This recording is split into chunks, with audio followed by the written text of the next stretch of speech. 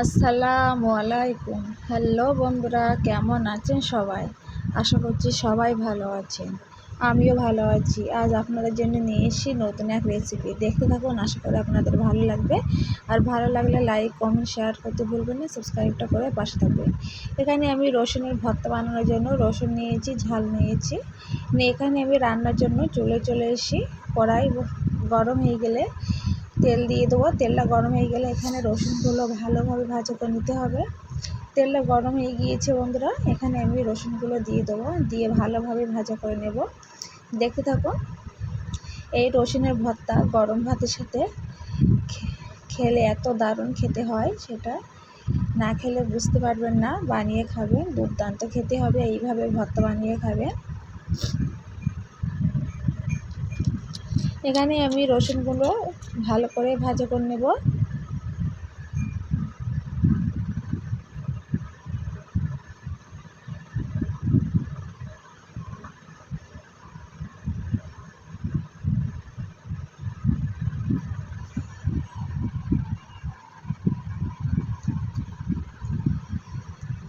দেখুন বন্ধুরা, রসুনগুলো প্রায় ভাজা হয়ে গিয়েছে।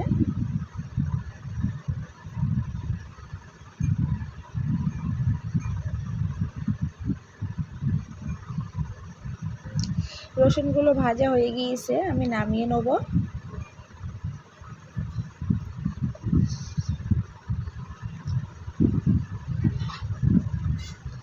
দেখুন বন্ধুরা, রসুনগুলো নামানো হয়ে গিয়েছে। এখানে আমি ঝাল নিয়েছি, ঝালগুলো ভালোভাবে ভাজা করে নেব।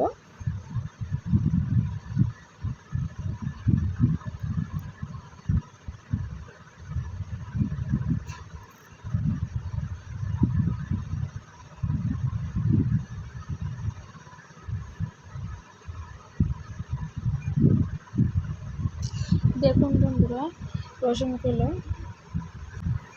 ঝালগুলো ভাজা হয়ে গিয়েছে, নামিয়ে নিয়েছি। ভর্তাটা বানানোর জন্য চলে এসেছি। এখানে ঝালে আমি অল্প করে লবণ দিয়ে দেবো, দিয়ে হাত দিয়ে লবণের সাথে ঝালটা মাখিয়ে নেব।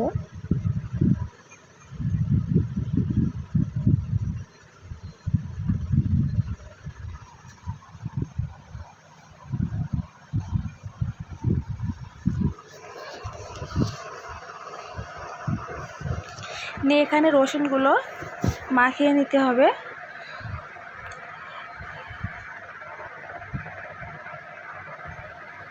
দেখুন বন্ধুরা, রসুনগুলো মাখিয়ে নিচ্ছে।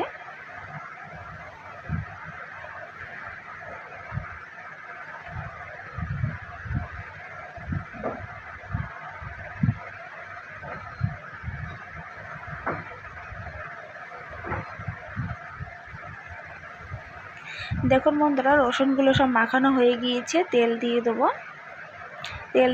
তেল দিয়ে ঝালের সাথে এবার রসুনগুলো মাখিয়ে নেব।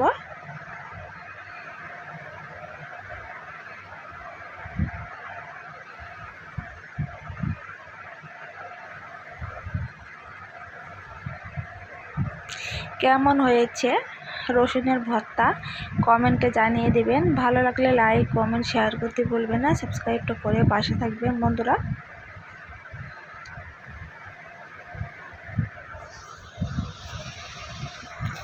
দেখুন বন্ধুরা, রসুনের ভর্তা বানানো হয়ে গিয়েছে। আমি একটা পিরিচে নিয়ে নেব।